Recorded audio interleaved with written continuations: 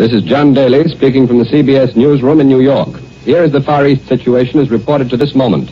The Japanese have attacked the American Naval Base at Pearl Harbor, Hawaii, and our defense facilities at Manila, capital of the Philippines.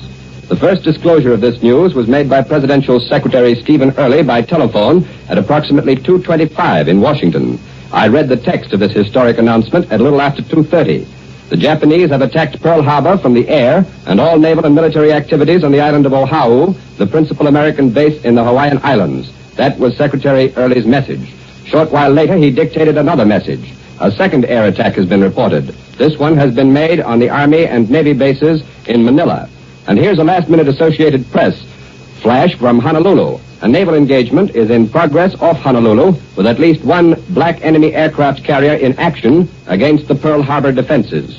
Secretary Early informed all correspondents and then rushed to the White House to be with President Roosevelt.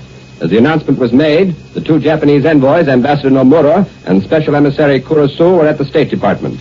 Columbia's correspondent in London, Bob Trout, heard the news for the first time from our report from New York. Up to that moment, or very shortly before then, the British capital had not been informed of the Japanese attack on the Hawaiian Islands and on Manila. In view of Prime Minister Churchill's recent pledge that a British declaration of war on Japan would follow almost immediately upon the outbreak of war between Japan and the United States, a British announcement is expected soon.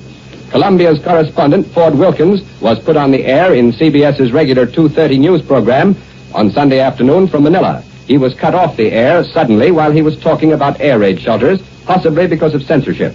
In communication with Columbia's radio station, KGMB in Honolulu, we heard here in New York that the Pearl Harbor base had been attacked and anti-aircraft fire was heard. A telephone message to the United Press from Fort Schaefer in Hawaii said that 50 planes attacked the island of Oahu. The planes were officially described so far as unidentified in these messages, although later reports that have come in from the press associations definitely identify at least two of these planes as carrying the emblem of the rising sun, the emblem of Japan.